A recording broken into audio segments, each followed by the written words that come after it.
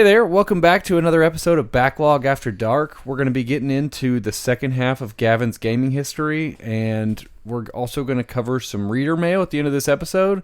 I don't actually know where we really left off with your gaming history, Gavin, so I'm really just going to pass it off straight to you. I think, was it Xbox or N64 we were finishing up? We had just finished up handhelds. Oh, okay. So yeah, totally jazzed to monologue at you guys for the next hour because that's the kind of person that I am. Yeah, so we left off at handhelds, and the next one was the big one, which was Xbox 360. So I've got more games on here than anything else that I want to talk about that I hope you guys have thoughts on too. So in no particular order, I mean, this was probably the era of the shooter for me, and maybe a lot of people, right? Like where I played just a ton of those games for a while. I thought I was like an FPS person game. Didn't really get into RPGs until later. But I've got stuff on here like Call of Duty World at War, especially the zombies mode. Like playing that and playing like the online multiplayer with that was formative. Did you guys mess with that at all? Were you guys like online right out of the gate with like your 360s and stuff? I didn't have a 360 until a little bit later, and so I like still bought Call of Duties for the campaigns. Yeah, I wasn't allowed to have online until after, like, I'd had the 360 for years. It was also the console of the shooter for me, like Modern Warfare 2, online zombies and everything, but it just came later for me. Gotcha.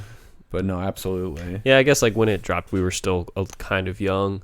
My loophole was I convinced my mom that I was getting Xbox Live to play with my dad because my parents were divorced, and she's like, "All right, that's fine as long as it's with your dad." And then, Did you and your dad ever play anything? We actually Xbox did. Live? We actually did because he's like the one who got me into Xbox and everything. Right.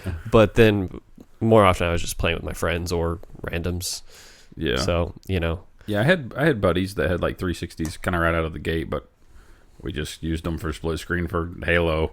We just upgraded and went over to that because it was fully backwards compatible, right? And so we were still playing Halo 1 and 2, and then obviously Halo 3 came out, and like and then all the gears and stuff, but we were doing it all locally because it was still the era right when we got to have both. Back when you could run four people on one console, multiple consoles somehow, you could have. and the frame rate just held rock solid. No, I probably didn't. We just didn't notice it at the time. I feel like it did. It's crazy that wasn't a bigger problem. They act like the developers today are such babies about it. 2 instances of the game. No, we need 2 more years and $200 billion. Yeah. We need more GPUs.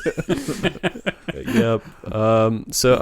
But in other games, and I did play COD for campaign as well, because they actually had some good campaigns. Modern Warfare 1, like actual Modern Warfare 1 and 2, I think we've talked about before, the online Modern Warfare 2, and getting like 10th Prestige and all of that. I was really into quick scoping for a while. I was one of those kids. Quick scope. I was in a clan. It's like we did some clan battles and shit. Like I changed my gamer tag. It was the whole thing. It means it means you were online and active. So I got online and active around like late Black Ops. Okay, maybe late Black Ops. There was one between it and then Black Ops 2. I played a shit ton of it online, but I was also in college by that point too. I do remember specifically the Wild West of being able to make your completely custom like stickers and decals. And Black Ops 2 you do that, right? I saw, dude. Oh yeah, those emblems deplorable. Specifically. It was crazy. You go back and find some of that, and you're like, that's why we'll never get that kind of customization again. It's not that they can't; it's that they won't, and they shouldn't. Rightfully so. Yeah, they shouldn't. Yeah.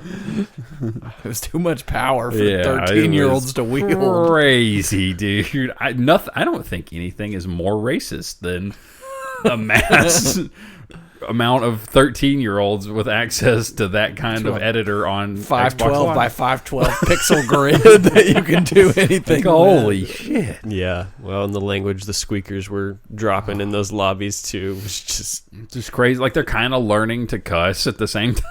Yeah. As somebody who like just uses cuss words every other word and sounds half stupid when I'm doing it, like it's so funny to think back to some of those times, but. It was a vibe, though. And then, of course, as the era of Halo 3 which you guys did play Halo 3 online, right? Yeah, for sure. Yeah. That one cooked. It was Hardcore. really good. There's all the custom game modes. The Forge and yeah. everything. Yeah, peak Forge custom games era. Well, I don't know. Maybe Halo Reach was almost usurped it later, but definitely that was the start of it all. I feel like. Yeah, I don't know. I mean, it wasn't anything like that at the time.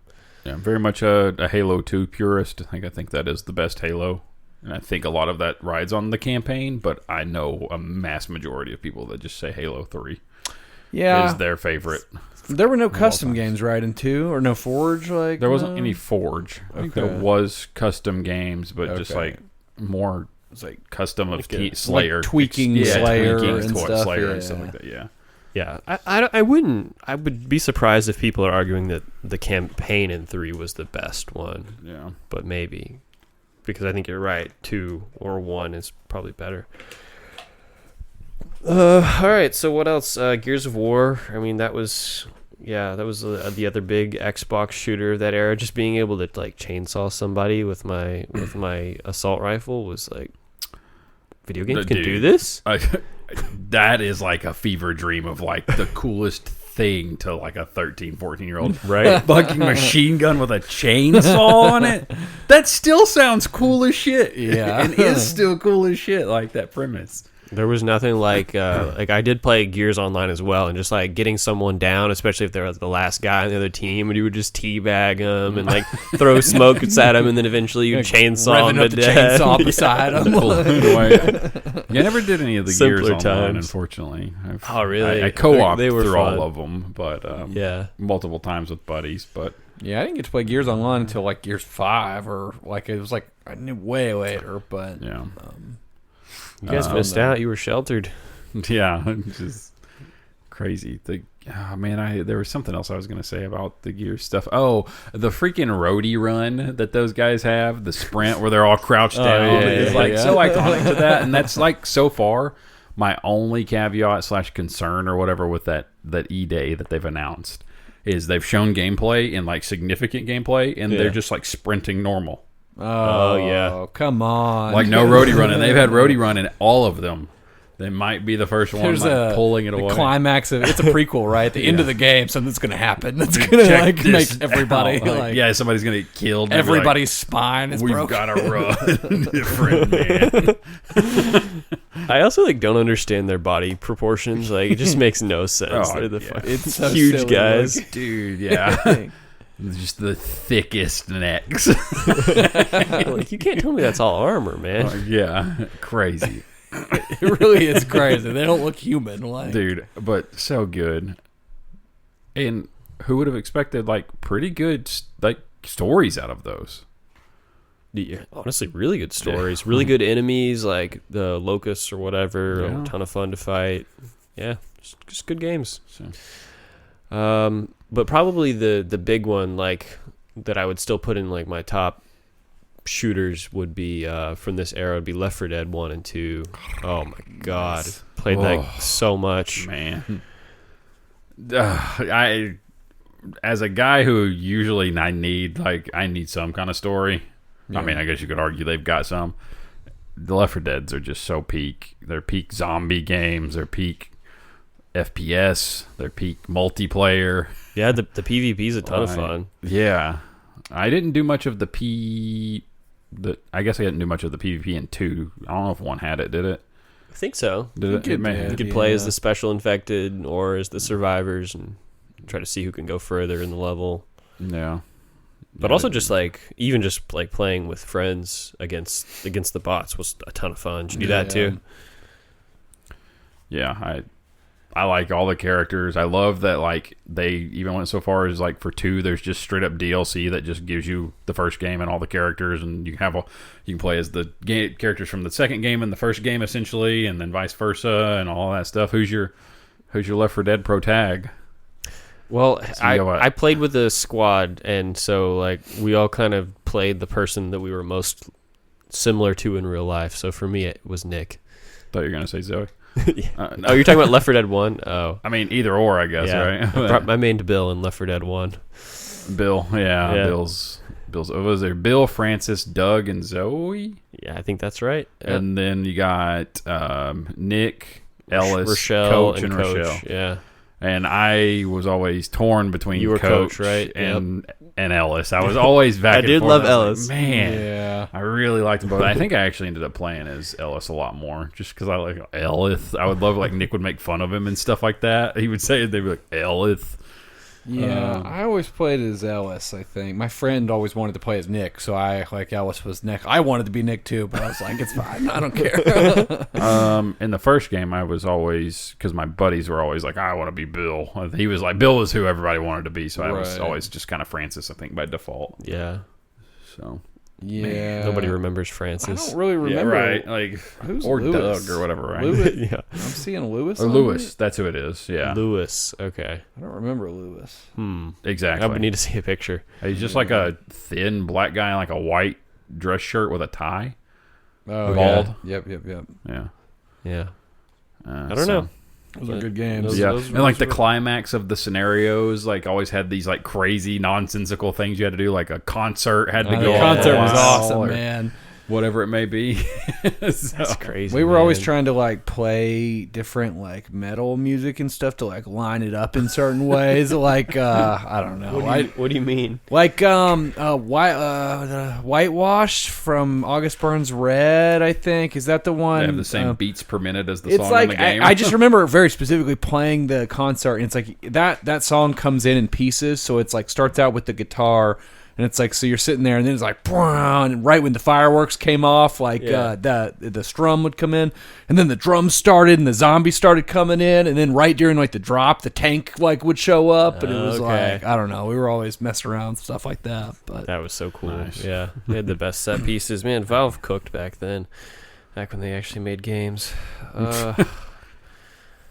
So that was probably peak 360 for me. Some other things I got to mention. Had a ton of fun with Rock Band, and actually played that one with my family a lot. So I would do guitar, my stepmom would do drums, my dad would do bass, and then we would just make whoever was over that weekend or whatever, we'd make them do vocals, which was always funny because they were like, I don't know the words. It's like, it sucks to suck. Yeah. But that was so much fun. You guys ever play Rock Band with a group or anything? Not a couple of times. I played a lot of like the Guitar Heroes like together with some buddies, but we didn't do a lot of like the full group Rock Band. yeah, I think that was because like one of our buddies was actually like played drums, and he only ever wanted to do the drums, and everybody kind of wanted to play the drums because they were kind of the They're funnest. so fun, right? yeah, the So drums it were was like just the one of new those cool things. thing for sure, like with Rock Band. Yeah. I didn't have Rock Band. I had Guitar Hero World Tour, which also added the drums and everything. Oh, Like okay. I believe, I did play Rock Band at like a friend's house a lot, and that was really fun. We had 3 of us, so we would just not do vocals. I think. Yeah, Rock Band and Guitar Hero both. They're kind of interchangeable to me, but like, yeah, super fun. I also like have a distinct memory of the Rock Band controller being like guitar controller just being hot ass. But you could pair the Guitar Hero controller somehow with it, and you could just use that, which was great. Wait, say this again. Like What? the with Rock Band, like Oh, the game, you I could see, use I a see. Guitar Hero controller. Yeah, That would never fly today. I don't know how. I do how that remember works. them Wild. being interchangeable, and like the buttons were mapped the same colors and Yep. everything. They didn't That would- like yeah, nowadays they never- would do like the Nintendo thing, how But- like X Sorry, and you have A to- is the B button on Nintendo. They'd have a different plug or Yeah. something like. You have to Yeah, log into the Rock Band subscription server. And, You would have to absolutely ping your right. guitar to confirm it's a Rock Band. yeah. Oh man, that was a lot of fun. I mean, dude, there's so much from this era. Skyrim. Oh yeah. Yeah, Was that your first foray into the Elder Scrolls universe? it was. So funny thing about that, I remember going to the midnight release with my buddy because he was like really into Elder Scrolls, and you know, it was a small town. Like there wasn't shit to do, but there were just like, I don't know, it felt like 100 of us outside the local GameStop of just like a who's who of nerds in my little small town. It was so hype. Listen, man, I know a lot of like gaming culture is born and steeped in grotesque smells and nasty folk and womanizing pieces of shit and this, that, and the other. But god damn, do I miss a I love a good con, and I love a good midnight release. I miss them so much, dude. Yeah. Oh, Back when physical was the only way, right? Yeah. So everybody had to be there in person. People would be like camped out and stuff. Yeah, dude, yeah, people would be so serious about it. Yeah, like, Yeah, they bro, would. it takes them 10 minutes to get us through the line. Midnight releases were such a crazy energy, dude. Did they do them at all anymore, or can you still go get it? So, oddly enough, I was picking up a game in GameStop a couple weeks ago, and he was like, yeah, we're doing a midnight release, and we'll be able to release this game, too. And I was like, the fuck you mean? I was like, blown back by several things. I was like, midnight releases are back? And he goes, yeah, for the new Pokemon set. And they were having midnight releases for the new Pokemon, like the cards. Yeah. But because they were fully opening the store for it, they were also allowed to go ahead and let people get their game that was released at midnight. So like the game was the secondary option for a midnight release. And I was like, how the mighty have fallen, because I'm convinced that 90% of people who buy Pokemon are just the scalpers anymore. Yeah, no, and absolutely. resellers. Like at a midnight release, I don't. Oh yeah. Only reason a true collector is taking it that serious is because they're having to put in that effort because of the scalper situation. Right. So what I'm hearing is we need to go camp out at our local GameStop for the next FromSoftware release or whatever. They don't even have to open It's the like doors. all three of us. Right at midnight, we'll all hit download at the same time. Like, sir, you know this is a digital only game, right? Yeah, we're just doing it for the vibes. Yeah. Just bring my grill. Dude, that would go Kicking so it hard up. though. Oh man. Okay, so but Skyrim was like the gateway drug for me because like my buddy got it, and then like he let me try it. I played it for like 8 hours straight one day and was like, oh my god. I had actually played Oblivion, so it's not entirely fair, but that was a long time ago.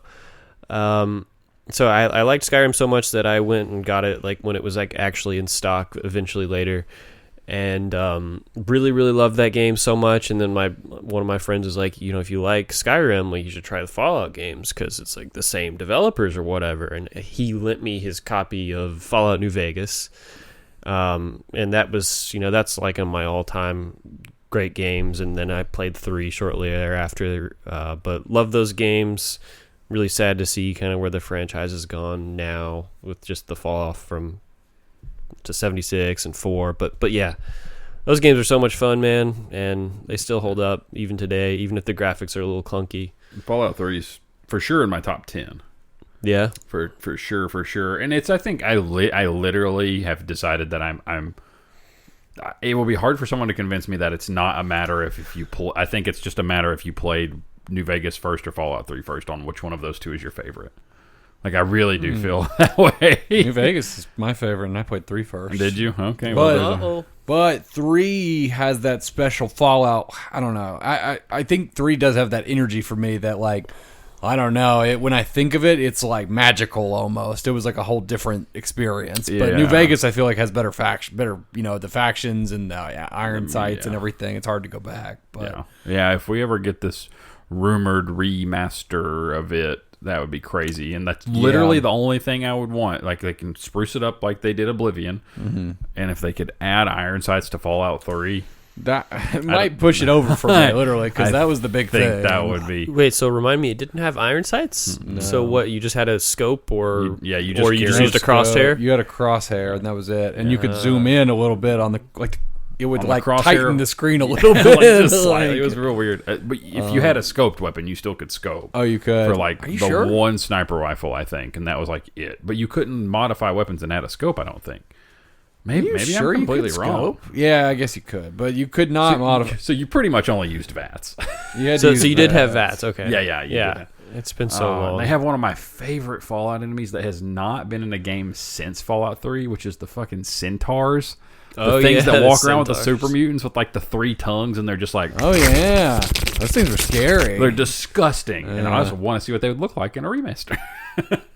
Well, also, 3 had super mutants, and I'm not sure New Vegas really did. I guess like there's like the Jacobstown, like there are a couple super mutants, but they aren't really hostile. Yeah, it's the same thing with like how there's less death claws in New Vegas. Wait, you can actually, other way around? you can actually make them go extinct or something, right? You can like kill all the death claws In New Vegas or in 3? In New Vegas. They're only in 3 or in New Vegas, right? I didn't realize they were in 3. They are in 3. They are in They're 3. not Okay. as much though. I thought. I don't know. Yeah. Can you make them go extinct in New Vegas? I don't know. Maybe you can. I mean, I know there's the one cave of them or whatever directly between you and New Vegas, Yeah. but Yeah, you can like technically get New Vegas immediately in that game if you can figure out how to, right through. You're ripped in half. I'm honestly surprised you don't have like a Liberty Prime tattoo or something. No, the only thing I got's the Vault Tech logo. Yeah, you do have the Vault Tech. It's pretty cool. Which is like debatably the biggest, most evilest thing in all video games. yeah. If you guys watch the Fallout show, Season 1 only. I'm so good. I mean to watch it's season 2. really good. Yeah. It's just a fun time, and that's all it needed to be. Yep. Yeah. Actually, I love season 1. It was fantastic. All right, those are the big hitters. Just maybe a little bit of a lightning round to finish up this era. Half-Life, Fear, BioShock, Lost Planet, Battlefront 1 and 2. Those are some Lost Planet's kind of a deep good cut. pull. But Yeah, they're it's very deep cut, cool. man. Those were good games. Those were good games. I played. There's 3 of them, right? I think I only played 2. I only played 2. I didn't know there was a third. Well, I played 1 and 2 of them. I think Sorry, there's that's a third what- one. Yeah. Yes. I think it kind of did the whole. Is that a Capcom series? No. I'm actually not sure. Feels like it is. I don't know. It's got very Capcom what? coded now that we're talking about it. Yeah. I think the What- 3 yeah, kind of maybe suffered they'll bring from it back. big monsters with the weak points and the like. They brought Dragon's Dogma back. Maybe they bring that back too. Lost Planet blew my mind when I first played it. The first one. Yeah, Didn't it you was- have that little like grapple hook or something? I think so, yeah. Like, I don't know. Yes, Capcom was one of them. Sparks Unlimited, Capcom, and Hexadrive, I guess. I don't know if Capcom published or if they actually did the development, but yeah, no, those games were super cool because you also had like some augments, like are you like kind of a jetpack and like jump high and stuff, at least in the second one, right? Sounds right. Not augments to your person, but you're like a suit. I honestly really only remember the first one. I may have only played the first one. I'm actually not sure. They're, man, you don't want to do a throwback game night? Play some Lost Planet? Hell yeah, dude. Did it have split screen? I Probably think it had local did, just co-op, because that at was least. the thing at the time. wow. Yeah. Yeah, I think the first 2. Yeah, and then like, because I think they came out after like the first Dead Space, and then there was Dead Space 2, and then Dead Space 3 tried to kind of be Lost Planet, but with horror and some, because it's like that's a co-op game. Okay. Dead Space 3 I is didn't this know whole that. weird thing. Interesting. Yeah. Yeah. Also, I mean, did you guys play Fear? Oh, It's a game we haven't really yeah. talked about somehow. Dude, yeah, you played Fear? Oh fuck yeah. Yeah. 1 and 2, 2, right? Yeah. Man, dude, that first one got some pretty, like, the scare, like, the specific part everyone remembers is the ladder, where, because it's a first-person game, first-person, like, horror shooter, I guess. Is it a shooter? Yeah. It is Yeah. much more of an FPS by nature and most of the play, but it's got a lot of horror stuff going on with it. And there's like the ladder, and you just like go down the ladder, and because the way it is in first person, when your character turns, you can only see like this much above, like a small couple inches above the ladder, and you just see that little girl's feet at the top of the ladder. It's just horrifying. There's the invisible enemies. It was terrifying. But see, that's the thing. It was a horror game that gave me the tools to deal with the monstrosities that I came across. Whereas like something like Resident Evil, it's like, oh, you got 5 bullets, and this guy doesn't actually ever die, so good luck. That's scarier for me. Yeah, I would love to see those games get remakes, because I think there is a place for like good. Oh, definitely. Good, like some horror, but also giving you the means. Doom 3. Did you guys touch that at all? Doom 3? Yeah, No, I Doom didn't 3. know. It was a lot more horror coded to start, and then you start unlocking weapons, and you kind of have the means. It was very. It exists in like whatever I would call that genre, I guess. The Fear and Doom 3 specifically, and only that one. Wait, like Doom as in like the Doom, like the Doom Doom. guy and all of that. Yeah, like Doom purists fucking hate Doom 3 because of. It's not like a boomer shooter like No, okay. not at all. It is like a horror shooter that becomes a little more boomer shooter, but still very much more like Fear as it progressed. Okay, So. yeah, I haven't played it. I think that rounds out the 360 era. Okay, one more. I have to mention The Walking Dead, Telltale game. I know we've talked about that at length. Did you did this played one too, season right? 1. We've all done it. Yeah.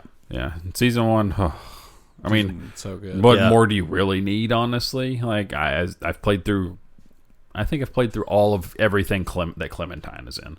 Yeah. But I mean, that's just crazy. I would have never seen something like that coming out of what I thought that game was, because I was into the show by that point.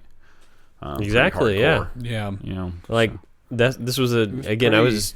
Oh, sorry. Go ahead. No, my bad. It was like the same timeline, right? Like or like not the same timeline. They were coming out in the similar. Yeah, like the time, show right? was definitely still popular at the time.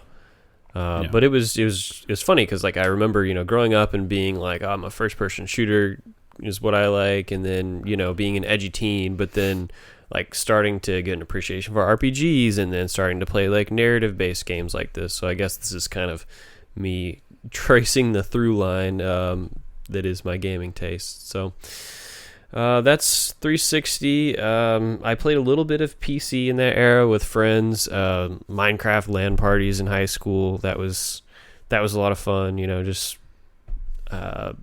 was like when Mojang was still like an independent company or whatever, and wasn't owned by Microsoft. We did a lot of messing around on there. Did you guys ever do that?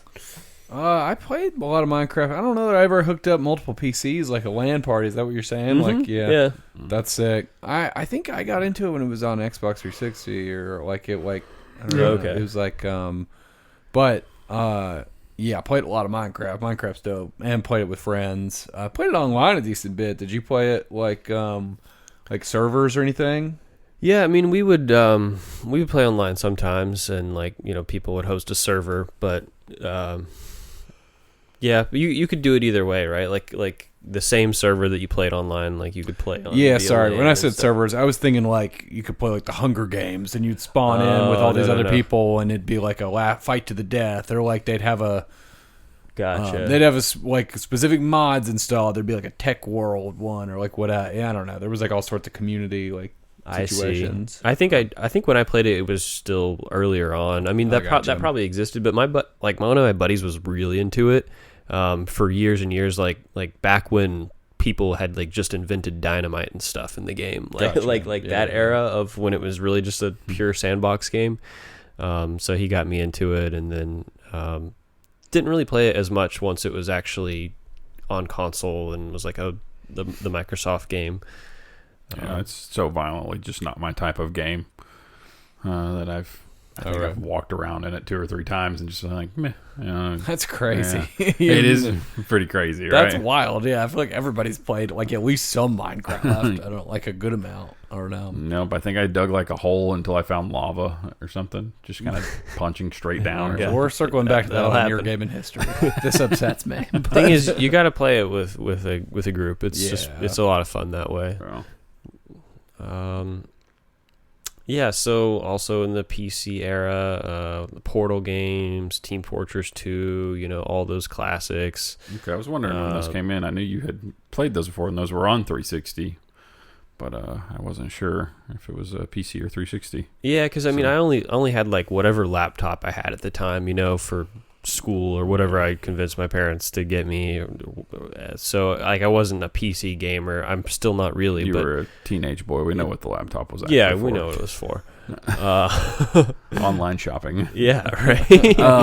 What about? We've talked about this before. The BioShock games. Did you touch those at all? Yeah. I had that in the 360 era. I just kind of skipped over it. So BioShock 1, man. I mean, it's a classic for a reason. Yeah. I played 1 and 2, and I think about half of Infinite before I just kind of fell off of it. But man, I loved 1. I loved how it even kind of like leaned into the horror vibes at times, but not so much that it was just like. It does start off pretty scary, all the way up through like fighting that surgeon or whatever specifically in the first chunk. And even like encountering the first big daddies and stuff, and like the little sisters or whatever they're called. Like that stuff was all scary to me, at least at the time.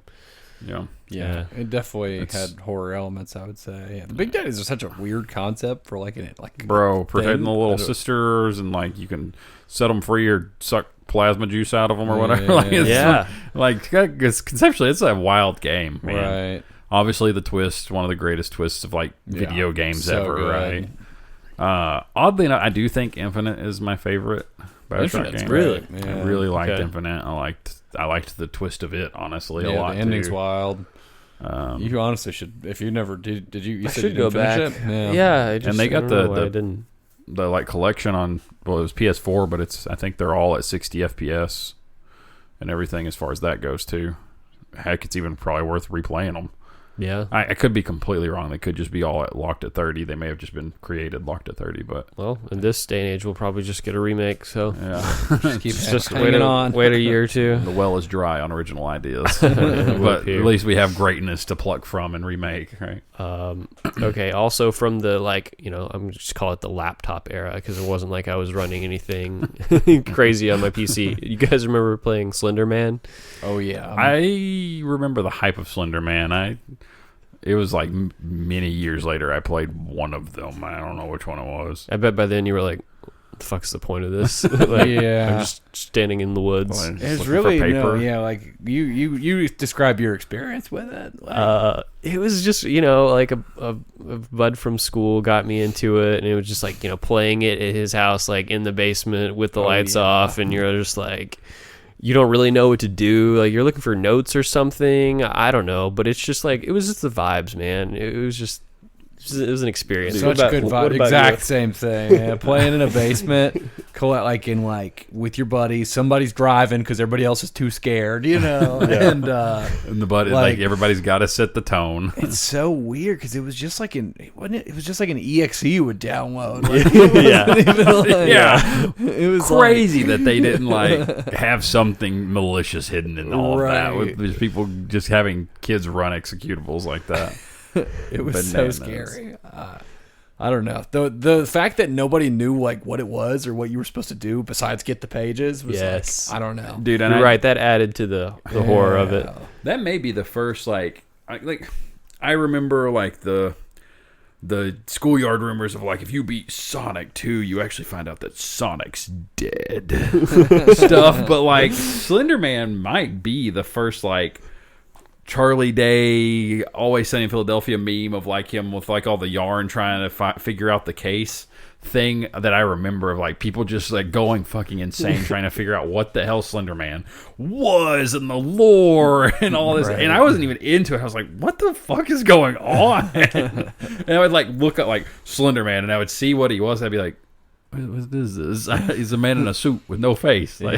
But so was it the creepypasta? Is that before the game, right? Because you guys see the pictures of quote unquote pictures of Slender Man and stuff and playgrounds and stuff stalking kids you know what I'm talking about? Yeah, that was around when creepypasta was getting super yeah. big. So I have Yeah. a really good friend that he was literally making a living off of YouTube during the late 20-teens.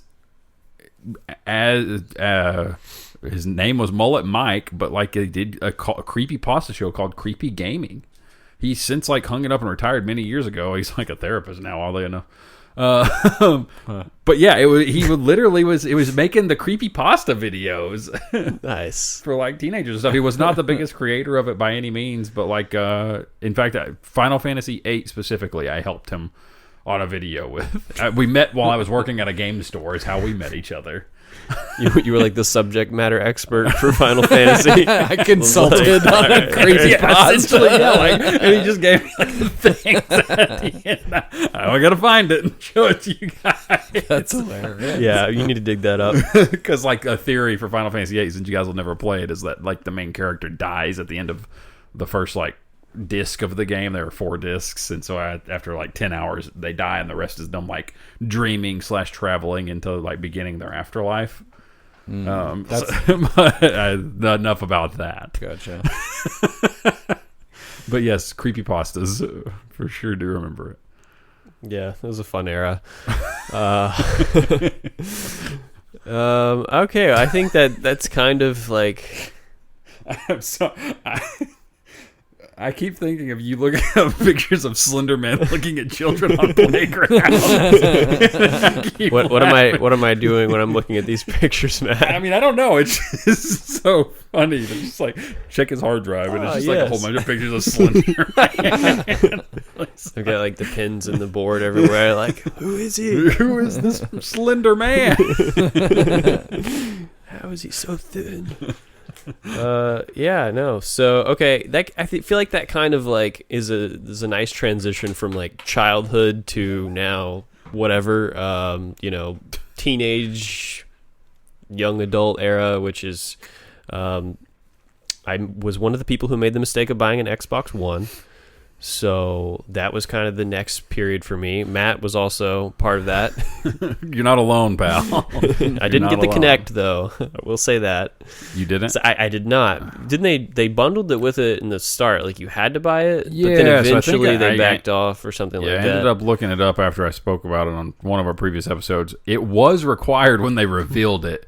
But there was like a day one, essentially like patch you had to do for a console update that allowed it to work without it. So when it was revealed, you did have to have the Kinect.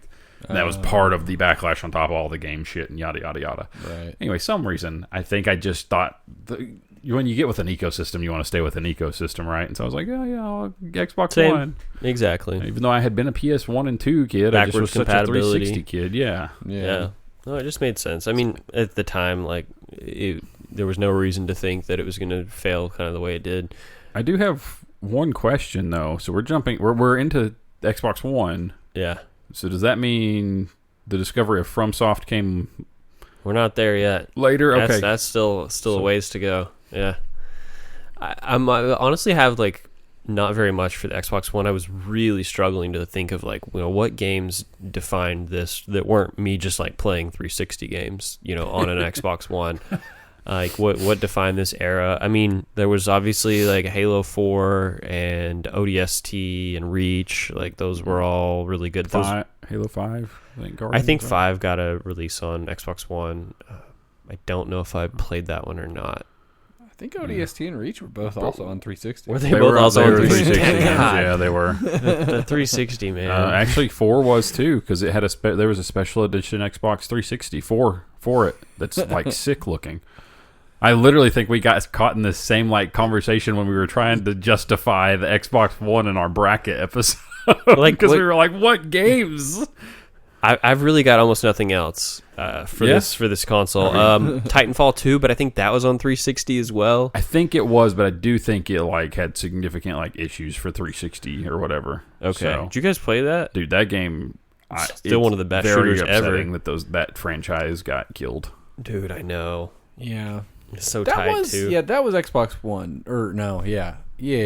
That was because that was one of the big ones when it came out. Titanfall 2 was maybe Xbox One only. Titanfall 1 definitely was on both. Was it really? And Titanfall 1 didn't have a campaign. Because that felt so next gen to me. Titanfall 1 at the time. I guess I don't know. Yeah. Yeah, those were good games. I didn't really play them a ton. I played Titanfall 1 a good amount. My brother was really into Titanfall 2 and was always trying to get me to play it, and I should have played it more. It holds up, dude. You should play it. It's a nice, like, 10, 12-hour story. Like, it does not overstay its welcome. Did it lean into you guys touching Apex Legends at any point? Because, like, that's that same universe. Not for that reason, but I did end up playing it later on, yeah. I played a lot of Apex, but not because of that, yeah. I feel I never really... I mean, I know they're, like, the same universe and a lot of the same movement stuff, but it's like they were so different that, like... It's always been weird to me that's even a thing, conversation. Yeah. I guess that's why we're not getting more Titanfall games, right? Yeah. Because Apex. Yay. Okay, one game that I know for sure was, at least I played on Xbox One, and was defining for me was The Witcher 3, which I know you guys haven't played, so... Actually, but yeah, you are correct. That is, for sure, That's PS4 or Xbox One. Yeah, that's a good pull. Yeah. That was kind of like my warm up for FromSoft games, in the sense of like kind of like dark fantasy stuff. I hadn't really... I don't think Skyrim really kind of counts as that. It's maybe more high fantasy. But yeah, now Witcher 3 was great. It's kind of an all-timer for me. The Xbox One, besides not having a lot of games, I also just didn't play a lot. That was like the era of me finishing up college and then grad school. So I was just a lot more busy, a lot less time for games. So I kind of like put gaming on the back burner for a while. And so it wasn't until later on when my bud was like, he convinced me to get a PS4 because he wanted to play together or whatever. That's what he had, so I did. And at that time, we would play like Battlefield and stuff like that, games that I'm not particularly fond of, but fun with friends. But then my brother found out I had a PS4, my younger brother, and he was like, "Oh shit, we have to play Bloodborne." So he's the one who was like, "Okay, get this game or whatever." So we did, and like we just like played through it together, or at least a good chunk of it in a weekend. And the rest is history. That franchise, those games have kind of shaped my taste, and that's kind of where I am now, is a FromSofty, as it were. But no, I didn't actually buy the PS4 for Bloodborne. I just happened to get it because that's where my buddies were playing, and so got it later on. Man, it's crazy to me to think that Bloodborne was your first FromSoftware game, but it's not your number one. It's Dark not. Souls It's 1 is your number It's a one, very right? close second. Yeah. I know it's high, but Yeah. just because like Bloodborne is peak. It is peak. Bloodborne It's is- so yeah. fucking And good. to go all the way back, Bloodborne was before DS3, yeah. It was. So I guess it's really just 2 games back at that point, but Yeah, no, it's crazy. Something about it just like sunk its teeth into me, but it's one of those things where I had heard about the Souls games, right? Like I remember being in high school and having a friend online or something who was really into them, and he was telling me, I think he was playing Demon Souls, and he was like, yeah, like when you die, like you lose health and like it gets harder and like all the enemies respawn and stuff. I'm like, dude, why would anybody want to play that shit? It sounds it's hard to terrible. So I just never even like considered playing those games. Just kind of auto filtered it out. But having somebody there though, like having my brother who had played some of Dark Souls or something, so he kind of like knew enough to be like, okay, you have to upgrade your weapon, and then like you have to go level up. You'll lose your souls when you die. All the things that we like take for granted now is like just knowing the basic mechanics. Helps a lot to have someone on board you. I'm curious if you guys like had anybody like that, or did you just kind of just figure it out? dude, I don't even know how the conversation got brought up. I was working at GameStop at the time, and my boss liked snorting coke and doing whippets in the back and just coming out and fucking screaming and being random, and he like swore that I would love Dark Souls 2, and so I checked it out because we could like rent games essentially. And that's where it all, like, I had played FromSoftware games. I had avoided them from playing, like, Kingsfield back in the day as a kid and being like, what the fuck is this? Yeah. And I took home vanilla Dark Souls 2 and was like, this is awesome. And I was like, the most unoptimized build, no adaptability, fucking, like, giant armor, but I was using a halberd. And that's how I beat the game, dude. And I just, That's like, crazy. grinded that Just like bitch fat out. rolling everywhere. That's a flex, dude. And like if you weren't like equipped enough, like when you would do the attacks with the halberd, they like stumble after the attack in that game. Oh yeah. And stuff like that. And I was like, I don't know, maybe it'll figure it out. Maybe I just use it and he like learns how to be better with it.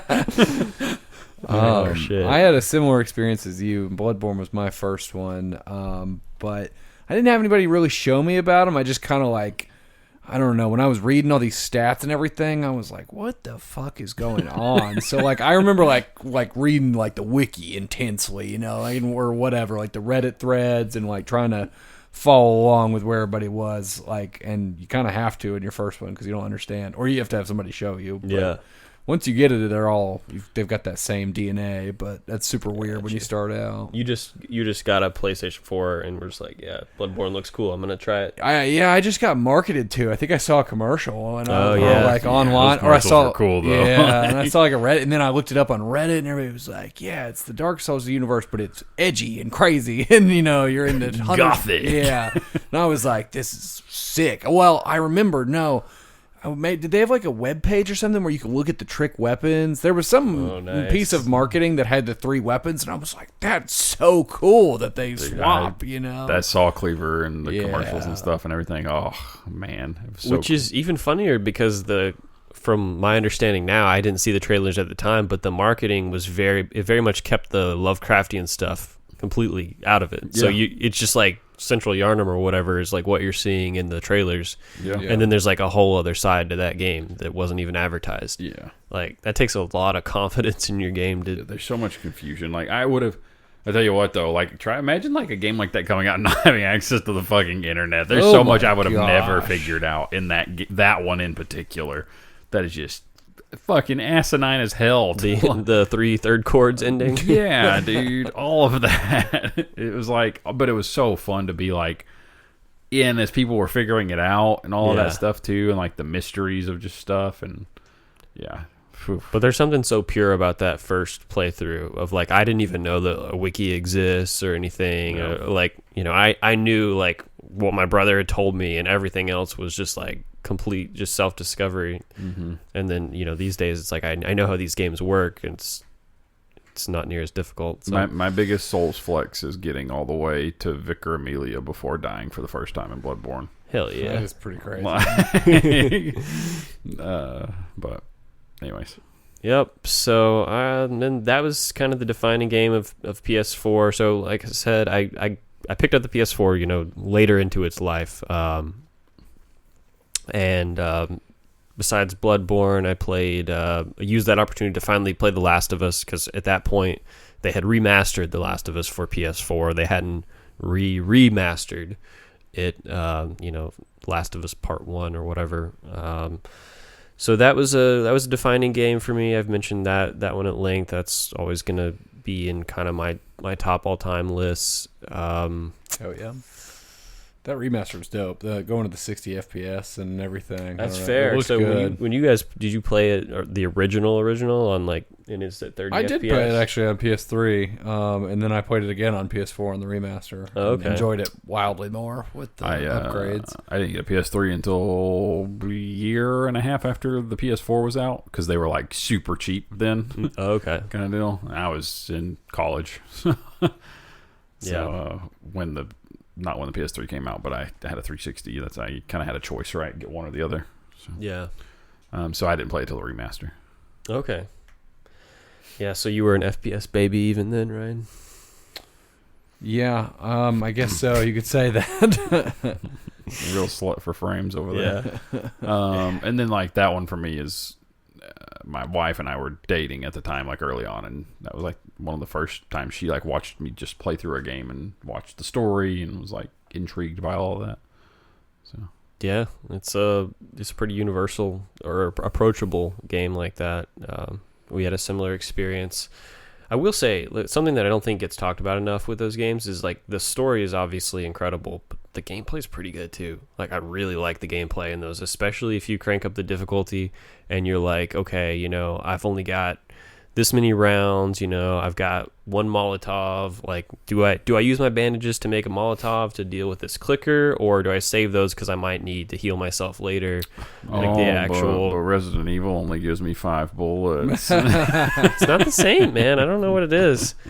Did you play on like the grounded difficulty or whatever, where it turns off the ability to like see through the walls with the left trigger or whatever? You know what I mean? Yeah, for 2 I did that. I think you have to beat the in game the first to one. unlock it in the first. In the first one, yeah. So I try not to use that too much. Even with it, the game is fine. I've just always found that like it's like a little weird, like superhero-y. Like why can't I just see through? Because if you actually play the game with headphones, you can really like actually pick up the cues on where the zombies are and stuff. But so what else in the PS4 era? I played a shit ton of Overwatch. Like I was really into competitive Overwatch. This was kind of like my last hurrah in online multiplayer games. Like I was grinding that rank, like that competitive rank, but was never actually very good. So eventually just who was your main? Oh, well, I mostly play tanks. Okay. I played all the tanks, but then eventually realized that nobody was good at Reinhardt, so I started playing Reinhardt, and then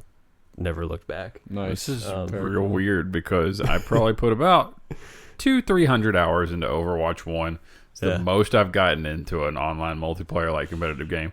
And I played a shit ton of Soldier and a shit ton of Reinhardt. And that's it. I didn't want to touch any other characters. Reinhardt scared me. Like, playing the tank scared me, or especially Reinhardt, because you're right there with the shield in the middle of it and you're controlling so much of the dynamic, and it freaked me out. I played Lucio, like a healer, so I could just bop around the walls and just heal people. Is that the dude on the rollerblades, right? Yeah, the DJ guy. I love playing the tank, though, because that's exactly the fun part, was being like, I'm going to dictate the engagement and make the space and all that, because I hated when my tanks didn't do that, you know? Too much stress. I wanted to play the ninja, like the cyborg ninja dude or whatever. But I Genji? Yeah, but I was like, I can't. Yeah, I couldn't hang. I couldn't play DPS That was in that game. That was the character I wanted to be. Other than like maybe Junkrat, like, because he didn't require aim, so I could kind of do that. So what else? And then I guess, that would have been the console that I played kind of the remainder of the modern FromSoft catalog before Elden Ring. So DS1, 2, 3, Sekiro. So my order was Bloodborne, DS3, DS1, and then begrudgingly DS2. Because everyone was like, "Oh, that one sucks. Just skip that one." Yeah, it was Scholar, the First Sin. So, which is funny because I think the public opinion is finally kind of shifting on DS2. People don't necessarily see it as much of a black sheep. What's that? Thanks, Elden Ring. Yeah. but no, yeah. So I guess technically that means DS1 was my third game, and it's still my favorite. So I don't know. The only ones you were there for at launch then would have been Sekiro and Elden Ring. Yeah. And for Sekiro, it was funny because I was kind of like pissed. I was like, man, I wish they would make another, dark fantasy RPG. I don't know if I really want to play this. I don't want to say samurai. What is Ninja. it?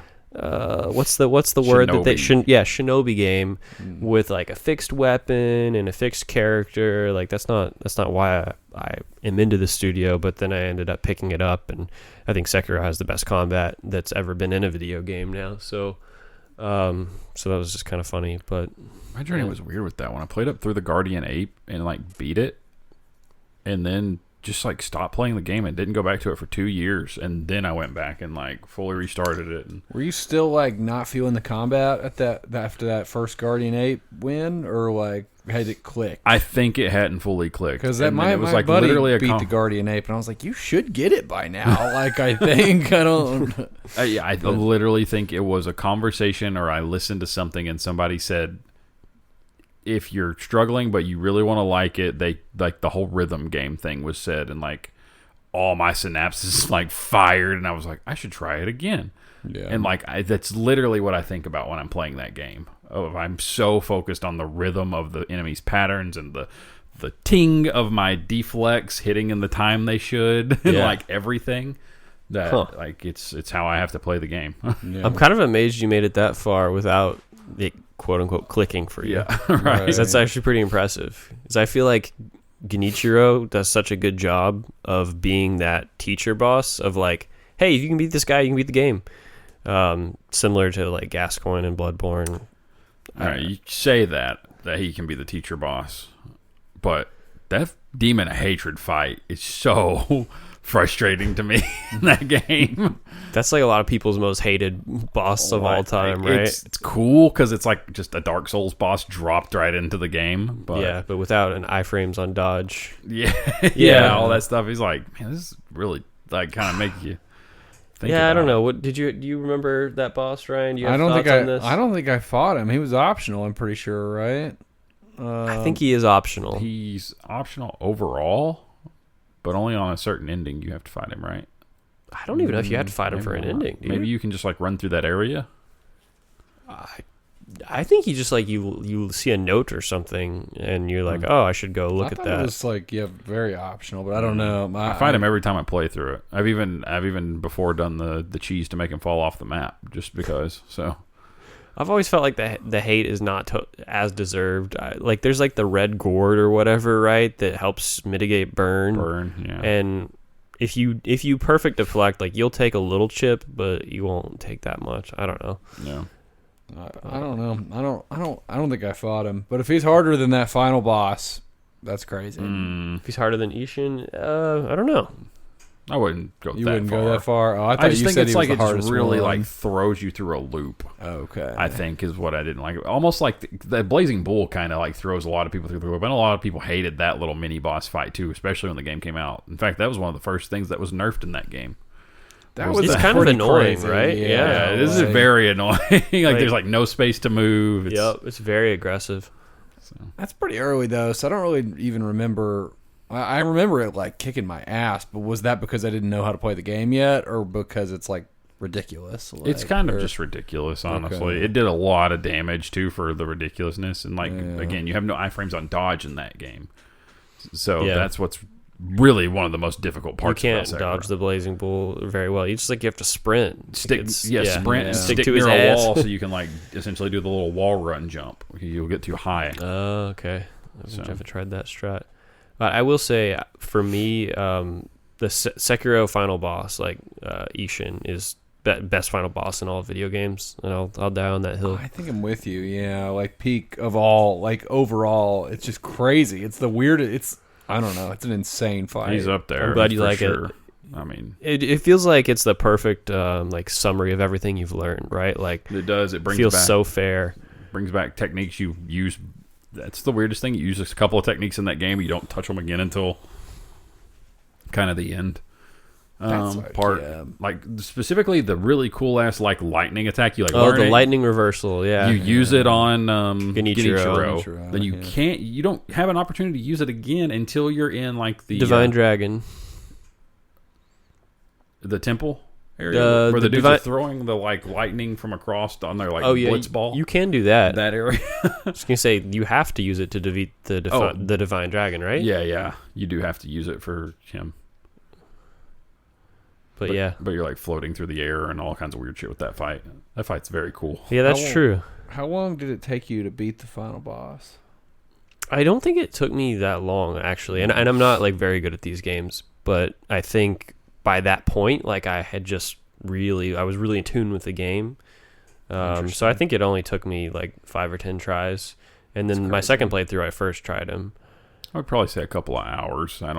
Whatever that looks Definitely like. took me a few hours. I felt like it was like, it like broke me. I don't know. It was so hard for me. If I remember correctly, though, it was like the second phase for me where he uses his gun a bit more. The gun, I think, is what kept fucking me up. It's so crazy. See, but it's just crazy because you talk about that and you say that you beat Promised Consort Radon in like 5 tries. And like, dude, I went back and like fought him like last weekend on like a high level character. And it still took me like 4 hours to beat him. Yeah. Like, not even kidding. Like, I really sessions. Just think I got super lucky with like a god run of Promised Consort. I think you're just good. I don't know. I mean, literally, it felt like the Sword Saint, Ishin Sword Saint. It was like the first half of the game was getting to Ishin Sword Saint, and then the second half of my game time was beating him. Like, I also, from difficulty though in Sekiro, I think the Shura ending and fighting him after you fight Lady Emma, he's hard. That fight's hard as shit. Oh yeah, he's like where he's just like the old fire man, and everything, and like the fire everywhere. That fight's really hard for me. But also, you're a piece of shit if you go for that ending. Well, yeah, very much so. But you had to get that plat, didn't you? I sure did. I got the plat on all of them, baby. Yeah, I need to go back. I don't know that I knew there was different endings when I played it. The second owl fight, the secret owl fight's pretty hard. It's really, really good. Yeah, it is good. It's very hard. What else? Corrupted Monk, or sorry, True Monk, like the one right at the before the Fountainhood Palace. That's a good one. Yeah. There are also several enemies though in that game that still, if we were to boot that up and like I was just on my A game, that would still give me trouble. Just like normal enemies in the space. Yeah, like those guys who like do the ninja kicks and stuff. Like there's some like with no arms or like one arm or whatever. Those guys. Yeah. There's those guys, and then there's the ones that are wearing like the grass hat and the long grass thing, and they have like the dual like spinning blades. Oh, those were annoying. Those guys are difficult as shit for me. I don't remember right now. Yeah. Yeah. So let's see. I had one more thought I wanted to round out there, but it's gone now. So I guess that pretty much brings us to now. So the PS5 era would have been next, which was funny because this was like PS5 came out like pretty close to COVID, right? Wasn't it like 2019 or was it early 2020? It was 2020 actually. Yeah, it was like the fall before COVID would have happened in the spring. So it was like they were kind of hard to get because they had just launched, and then COVID happened, and like if you kind of didn't have one, good luck because everybody started buying up everything to make gaming PCs or consoles and stuff, I'm pretty sure. So I think I got one, like I didn't get one at launch because they were like scalped like crazy, and then there was like the global supply chain shortage. And it was crazy. Like you couldn't find PS5s in the wild for like over a year, maybe even like almost 2 years. Yeah, it was so wild to just find one. But what I eventually did is like I joined some Discord that was like tracking like PS5 like drops and stuff. Yeah. And then I found one. There was like a GameStop. They were doing a bundle, and it was a super expensive bundle. It was like Come with NBA. It came with no Spider-Man, Miles Morales, and it might have come with Demon Souls as well. It was like a $800 or $900 bundle. Of course, now the console itself is more than that, and it came with like an extra controller. But what people were saying was like you could just return all those other things like separately, and so I ended up just like this was like early into COVID, like getting like actually being able to get this bundle. It sold out really fast, but it worked. So and then I went to return all the stuff, and the person at GameStop like to return the extra controllers and the games I didn't care about, and they're like, actually we're not supposed to do this, but they let me do it, so it worked out. I didn't just lose $900. So the story's actually kind of similar. I got mine a little bit earlier, but it was on right after the turn of the year. And I had gotten one through a bundle. GameStop was tracking like crazy, but it came with like the fucking that year's Madden and that year's NBA. That is totally not my shit. Yeah. And an extra controller as well. And then I just took both of them to GameStop and literally got told the same thing, but they still did it. And I was able to get, I think I got like Spider-Man or Miles Morales or something, and Demon Souls were the two things I immediately got. That's ironic because if you'd gotten my bundle, you would have just been good to go. Yeah. But I wanted it so bad for Demon Souls because Demon Souls was there on launch, and I had never played the original. And at this point, I'm like the diehard FromSoft guy or whatever. But yeah, getting to play the Demon Souls remaster was sick.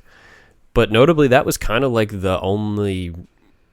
Like, it wasn't the only like next gen title on PS5 for a while, but it was kind of the big one.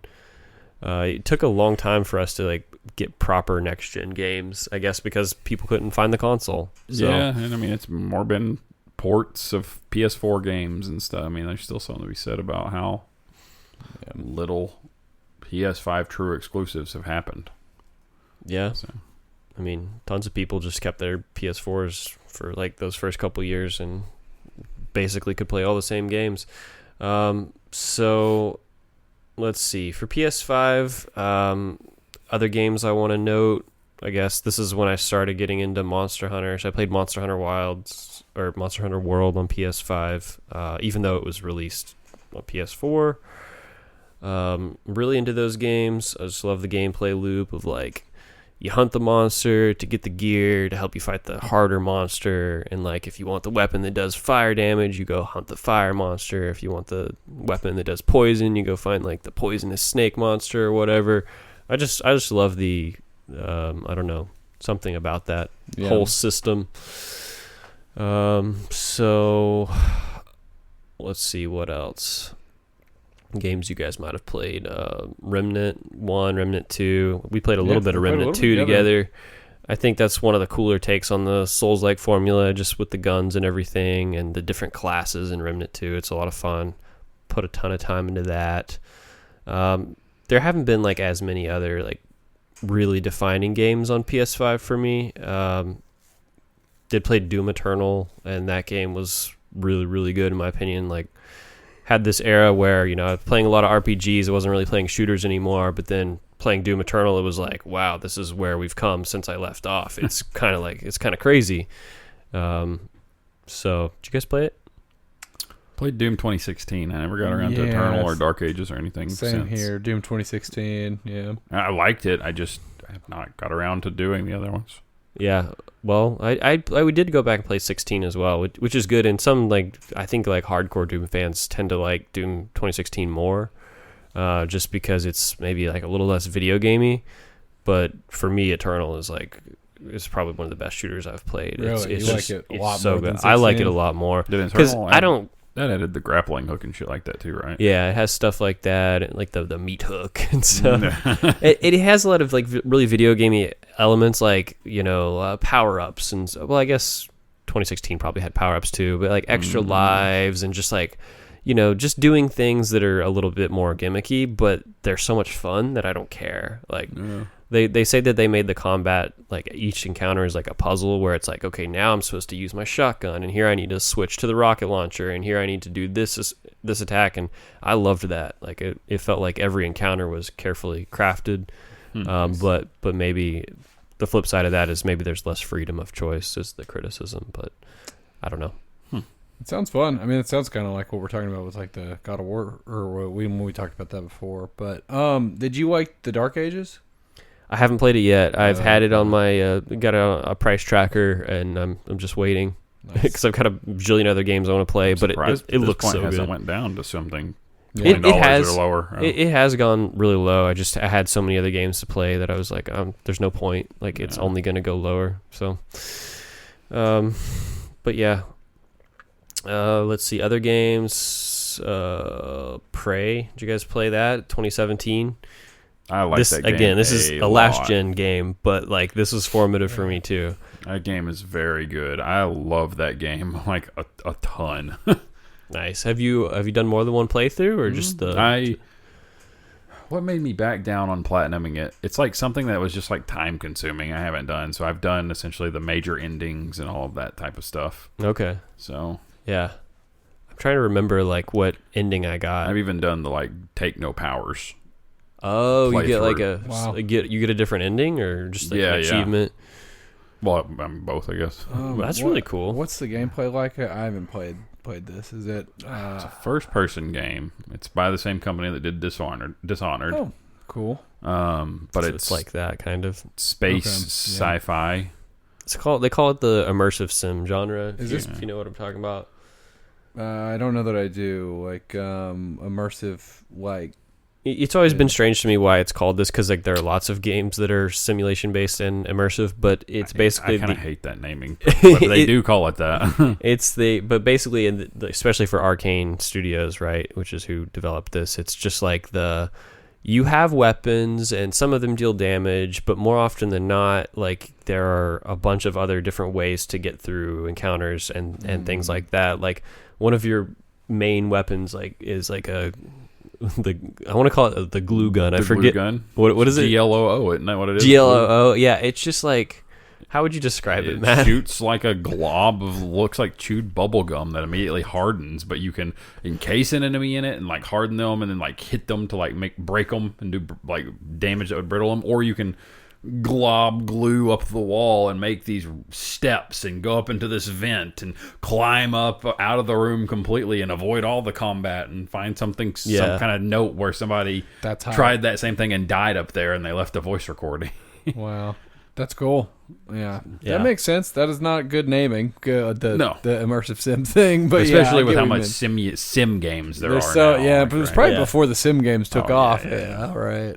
But that game's awesome though. It's not only like the story is incredible and just like the kind of figuring out what's going on, and this specific game, like you're trapped on a space station and you're like one of the only people, it appears at least, you're one of the only people left alive, and there are these aliens, and this company has been experimenting using their cells to like give people these genetic powers and stuff, and like you have, like Matt's saying, like you can make decisions on whether or not you choose to use those and whether that like affects your humanity and all of that kind of stuff. So It's a good game. You should play it. Nice. Yeah, honestly, I didn't know it was that cool. Maybe a cool a 15, 20 hour. Like it's Ryan safe. Yeah, it should be Ryan. Yeah, It depends on how much you want to get drug in with like trying to find all the people to find all of their audio logs, right? That kind of stuff. That's really the exploration. There are side missions, but they're not like these crazy out of the way side missions for a lot of it. Gotcha.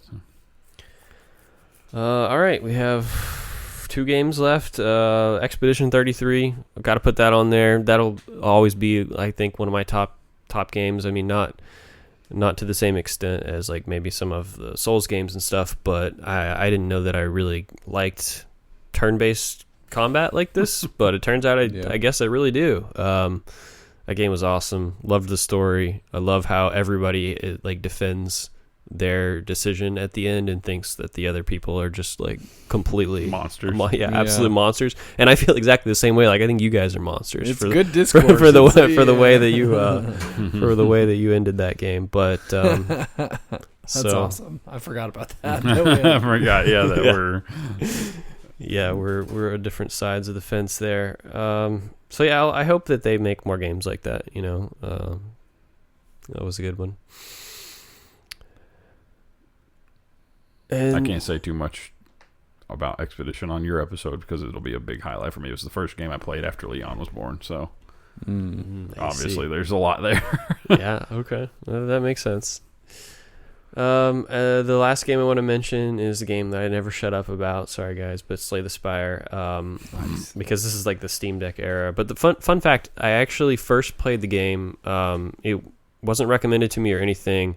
I broke my left arm and I wasn't able to like play normal games. Like I wasn't able to hold a controller or anything. How'd you break your arm? Car accident. Oh. Yeah. It sucked. Something a little more juicy than that. Yeah. Hope no one else was injured very bad or anything. Nobody else was injured in any meaningful way. You fishing for something like some hilarious bit of arm breakage. Yeah. What did you do? Slipped on a banana. Yeah. What did you want it to be? I don't know. Maybe you were like in the middle of the shower and then the downtown pushdowns happened and the grumblies, and so you had to hop out. But when you did, your ass cheek slipped on the toilet seat and you fell off into the floor and broke your arm. And you think that's the story I would have told if it were true? Tell us if that was true. No, it was way less funny than that. It was actually somewhat traumatic, but we'll move on from that. Well, sorry to laugh at your problem. The upshot was that I couldn't hold a controller, so I was like, dusted up the laptop and said, okay, I'm going to find something that I can play with just a mouse on Steam. And yeah, this was like when the first game was still newer, so it hadn't really blown up. I guess blown up enough to be featured on like whatever Steam page I was on. But yeah, just fell in love with it. Was able to play it one-handed, and then immediately after, I was recovered, like got it for Switch, and then got it for Steam Deck later on, and now I played the second one. So yeah, it was just kind of a funny way. I don't know that I ever would have discovered the game had that not happened. So I guess there's one positive in all of that. Yeah. So. Yeah, that's wild. It really would be. I have a really big fear of ever losing an arm or a hand or like being cast up like that with my main hobby of entertainment being yeah, that is pretty terrifying.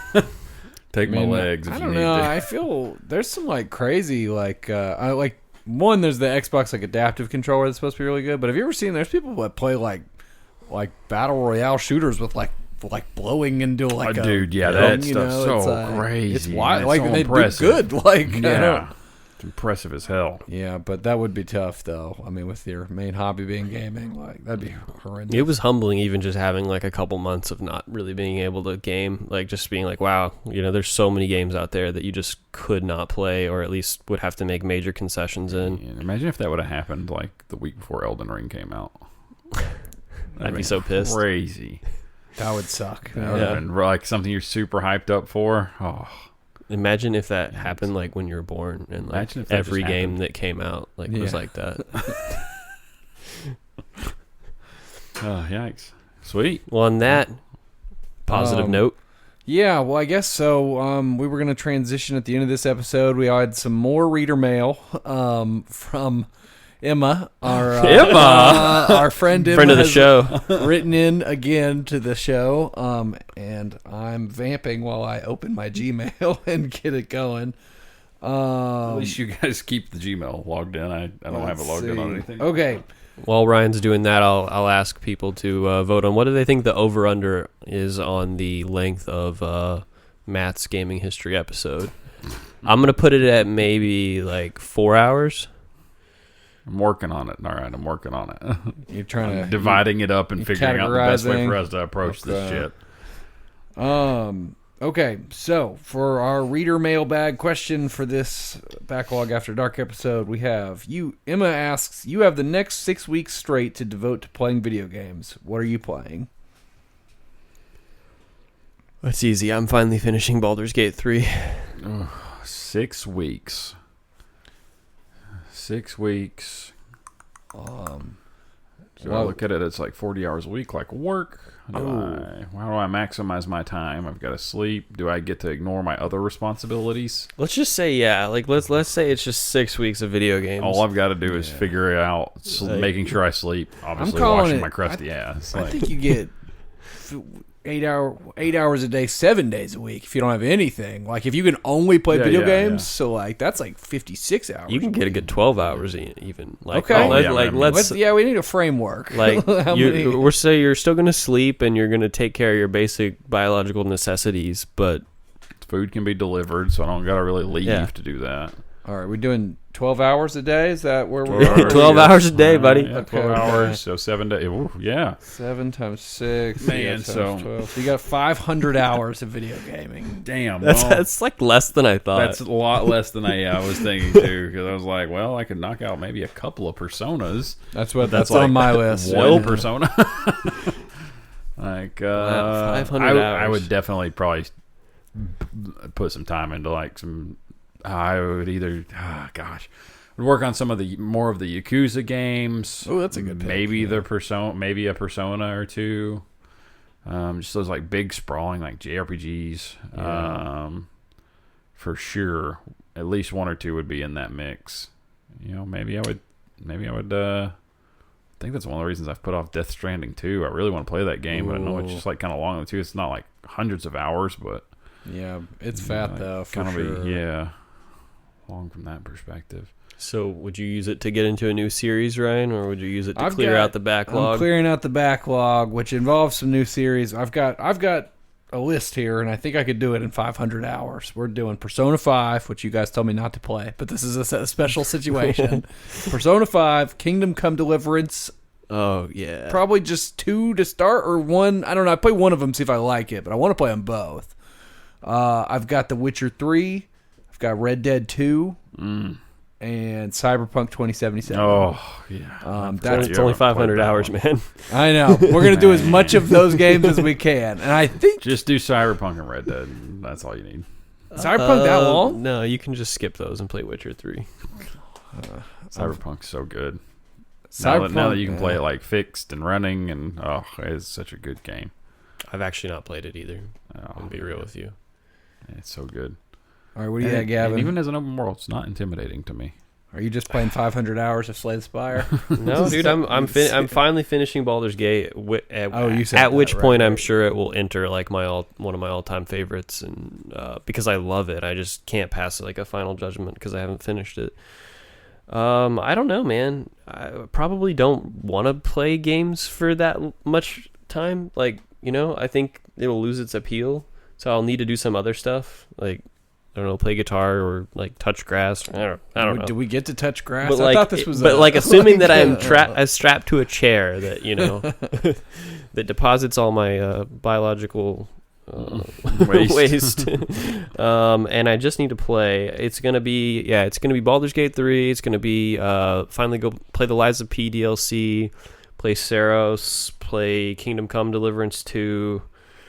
How many hours do you think I'm at?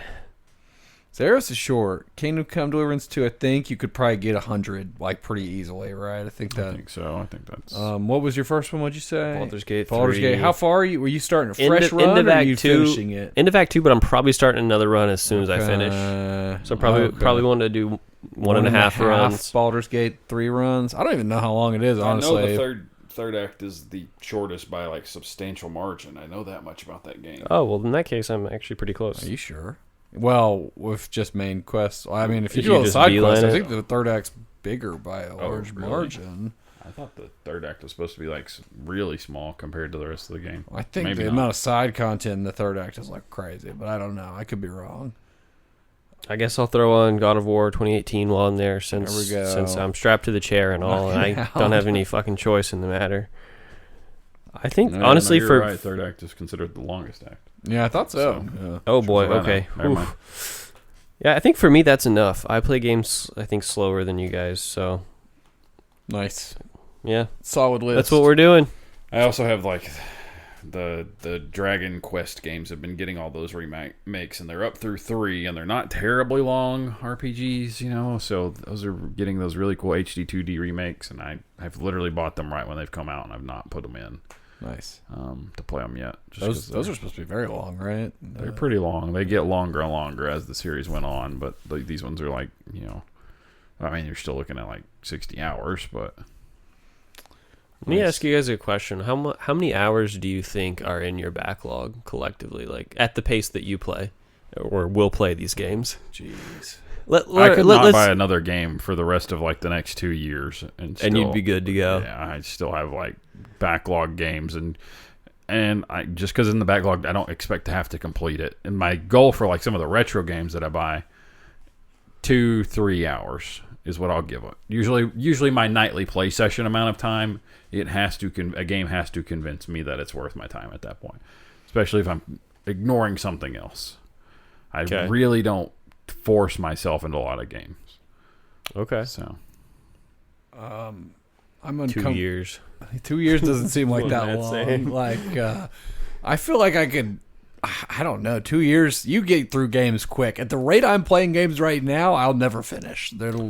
It'll be. it really does Like confuse if you me. stopped buying games If today, I stopped you would buying never- games still today, I never would finish. never finish. I don't think, but I don't know. My backlog's not even that big. It just feels like I'm not making any progress. I got to set some time. I don't know what it is either, because I get through games quick, and I get through games to a pretty complete fashion. No, you depth, yeah. well. Yeah, Like, you don't it's fuck around, weird. man. It's amazing. It's honestly, crazy. I don't see I how I you guess do it's it. because I'm just so very structured with like my life and time, I guess. Yeah. I mean, like time adds up. If you do like an hour or two a day, you know. I was it's about to say, like- yeah, I have like 2 to 4 hours carved out every evening, and that's post work, that's post being dad, that's post working out, 5 days of the week. And you're able to just like But jump I also like for my whole life have only like 7 hours is like a long night's sleep for me. I'm like a 6 hour is what I like. I lay my head down, and from the time I hit my alarm, it's like if you like when your alarm goes off to wake up, you've got 6 hours and like 15 minutes, and I usually fall asleep in like 15 to 30 minutes. That's wild. sufficient. You're killing it. I don't know. I don't know how to put a number on it. I feel like there's thousands of hours in my backlog, but Yeah. I've got a ton of Indefinite. big fat ones that like I may never even play. Like these Persona games, like that's like if I think of 3 and 4, 5 already, that's like 300 hours of content. When you know? play like a game like Persona, do you also get stressed out because like so many of those little choices of like the managing, like those relationships matter, the trajectory of where the game's going to go? So do you spend a lot of time like looking up way too much shit about them too, rather than just like Probably. living and playing in the moment? Yeah, I have a hard time living and enjoying it if I know there's consequences later on. Like I don't know with so much, but Yeah. what do you got, Gavin? What do you? I honestly think like of games that I realistically would play through to completion, or how let's say like it's not that I have to finish the game, right? It's just that I have to play as much of it as I want. Then I think it's maybe 3 months or something like that. That's much more reasonable, yeah. If you frame it like play it enough to see if you're gonna like it and want to play more of it, like Yeah. But if not, then it does start to grow, because I just know myself. I know like there are tons of games that I think I'm gonna want to play, but I'm not gonna continue. Hence this podcast. Well, speaking of which, that about wraps it up for this Backlog After Dark. yeah. So. I think I guess that's it. So if anybody wants to write in, ask questions like Emma's been doing, we'd love to hear some more. That's our email is my.buddies.backlog@gmail.com. If you want to write in and answer these questions yourself, we'd love to hear how big your backlog is. And Tell us how big that thing Right, and is. then tell me how big your backlog I is. want to know. I need I to swear know. to God, we'll have made. No, I'm not saying that. Never mind. You can find us on all the social medias at My Buddy's Backlog. And I think that really covers it for this episode. So I think that's all we've got. Thanks for listening. See ya. Take care.